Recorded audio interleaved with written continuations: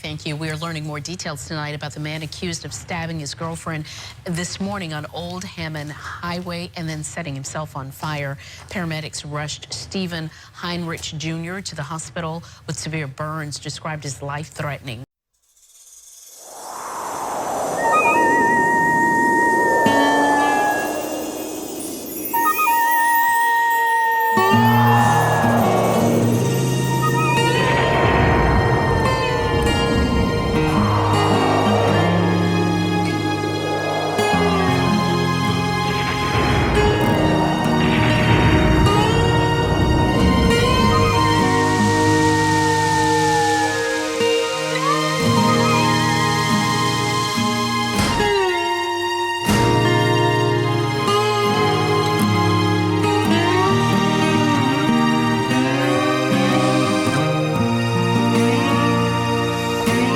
He's been beating me all day.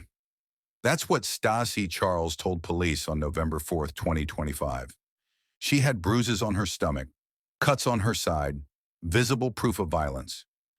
And you know what happened next? They arrested him, set a bond, released him in less than 48 hours. 7 days later, Stasy was dead, stabbed, dragged from her car, left bleeding in a parking lot. And here's the part that'll make your blood boil. She did everything. Right. She called the police. She filed for a protective order. She documented the abuse. But the system failed her in the worst way possible. And if you think this couldn't happen to someone you know, you're already making the same mistake they did. So here's my question for you. How many red flags have you ignored in your own life? In someone else's? Because if you're scrolling past this video right now, you're doing exactly what the system did to Stasy. You're looking the other way. Don't. Hit that subscribe button. Because the next story I cover, it might be the one that saves someone you love. Stasy Charles was 23 years old. She lived in Baton Rouge, Louisiana. She had family in New Orleans. She had a future. And she was dating a man named Steven Heinrich Jr. He was 28, from New York. And on paper, he seemed normal enough. But Steven had a secret. Actually, he had 6 secrets, 6 protective orders, from 6 different women, all filed in New York. Stasy didn't know that. And when she needed help, when she finally tried to escape, the people who should have known didn't do a damn thing. In October, Stasy went to family court. She filled out a protective order request. On the form, she checked the boxes. He punched me. He shoved me. He threatened my life with a weapon. But in the written section, she focused on something else, the stalking. Steven was relentless. Fake phone numbers, fake social media accounts, group chats with her family, her friends, her boss. He sent inappropriate pictures. He harassed everyone she knew. He wanted her isolated, terrified, trapped. And it worked. So what happened with that protective order? Officers tried to serve it to Steven, but they couldn't find him. He wasn't at his address. He wasn't anywhere. And when Stasy didn't show up to court, because let's be real, she was probably terrified, the case was dismissed, just like that. No protection, no consequences. No safety net.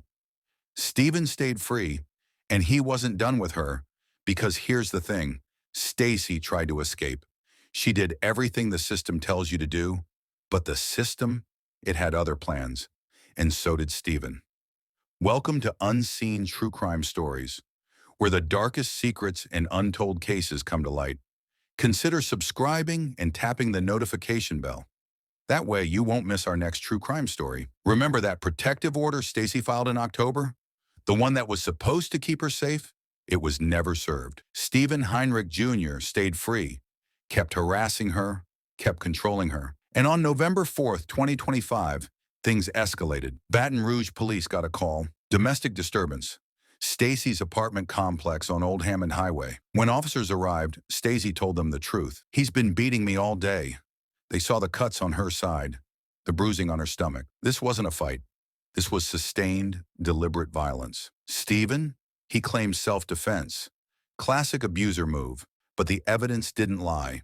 They arrested him, charged him with battery of a dating partner. Finally, Stasy had a chance. The next afternoon, Steven appeared before Commissioner Keena Kimball. Prosecutors told the court he had a record: 2 arrests in New York, 1 for violating a protective order, 1 for criminal mischief. But here's what they didn't tell the court. Steven had 6 protective orders from 6 different women, all in New York, all documented, all ignored. Why? Because no one checked, or worse, they checked and didn't care. Commissioner Kimball set his bond at $2,500, $2,500, for a man with a documented history of violence against multiple women. Let me ask you something.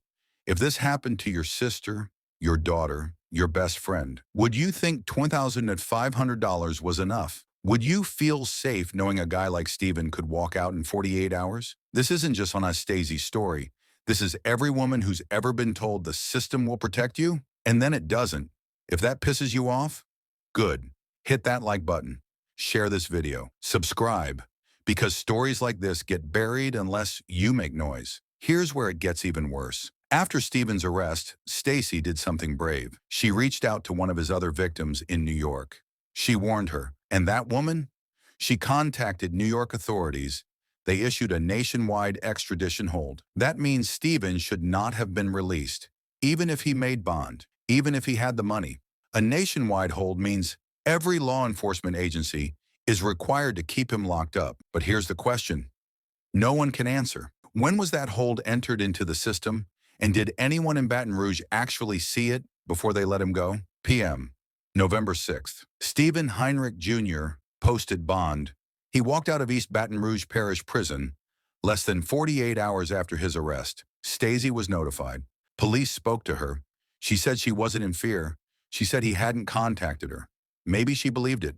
Maybe she was trying to convince herself. Either way, she had 1 week left to live. Look, I'm gonna be real with you. YouTube's algorithm buries videos like this: true crime, domestic violence, system failure.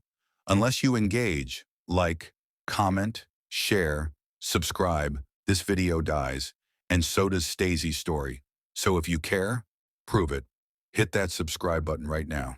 7 days, that's how long Steven had. And on November 13th at 2 a.m., he came back. November 6th, Steven walked out of jail. November 13th, Stasy was dead. 7 days, that's all it took. It was early morning, dark, quiet. Stasy was at her apartment complex on Old Hammond Highway, and then Steven showed up.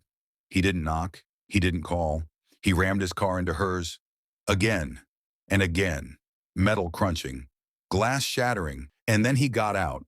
He dragged Stasy from her vehicle, and he stabbed her, not once, multiple times. Large wounds, deep wounds, the kind that make it clear he wanted her dead. Officers found her in the parking lot, bleeding, barely conscious. They rushed her to the hospital. Doctors fought to save her, but the damage was too severe. Stasy Charles died during surgery. She was 23 years old. Steven didn't stick around. He fled the scene, got in his car, drove, and then he did something that tells you everything you need to know about him. He crossed into oncoming traffic, intentionally, head-on collision. The other driver survived. Steven, he stayed in his car and set himself on fire. Officers pulled him out, put out the flames. He was rushed to the hospital with life-threatening injuries.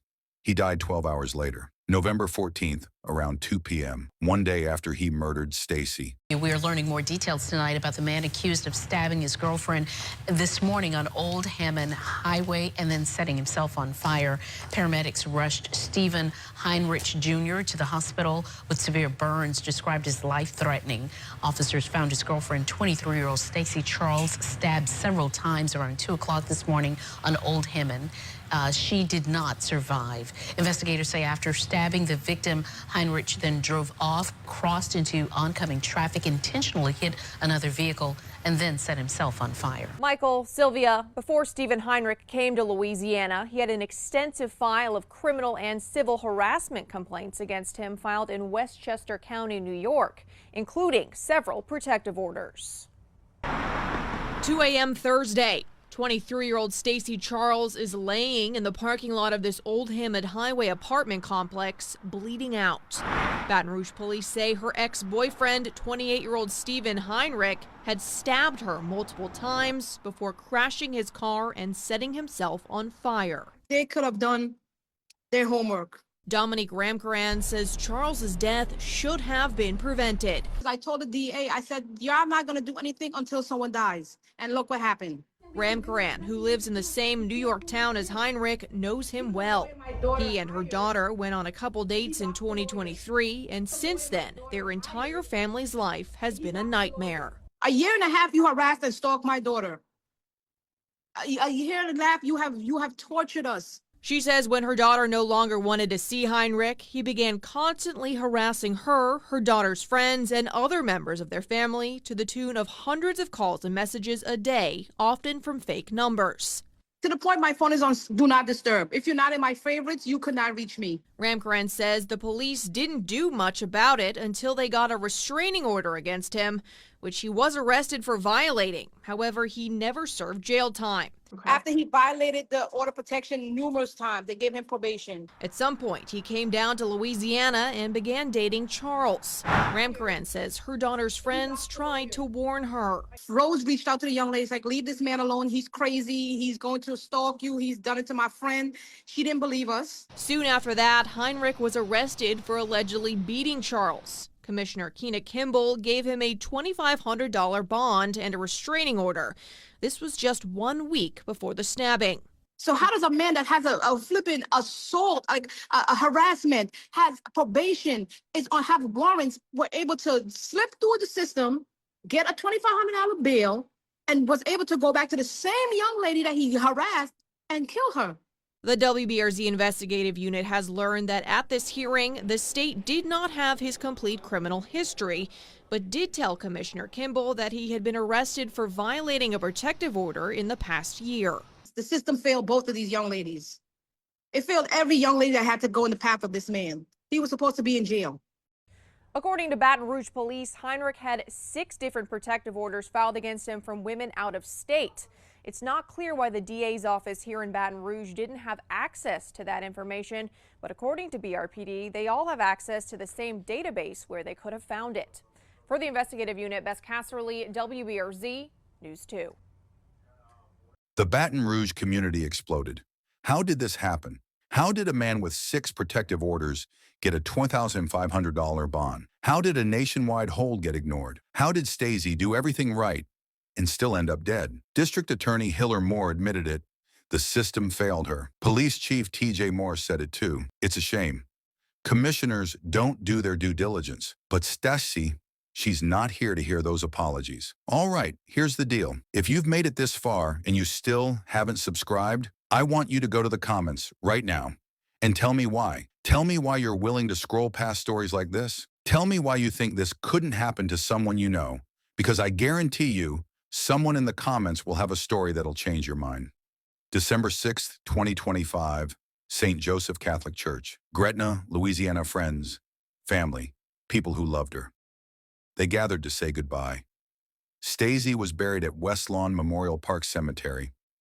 She was 23. She had a future, and the system took it from her. Justice for Stasy starts with you. It starts with making sure her story doesn't get buried. It starts with holding the system accountable. So here's what you're going to do. Like this video, share it, comment below with Bashir Justice for Stasy, and subscribe. It might be the one that saves a life. Don't let her name be forgotten, because the next story I tell, Balloons taking flight to honor the life of a woman lost to domestic violence. Good evening. Thank you for joining us. Family and friends of Stasy Charles say a New Orleans woman who was killed in Baton Rouge last week are celebrating her life. She was stabbed to death by her ex-boyfriend. The investigative unit's Bess Casserly has been following this story closely.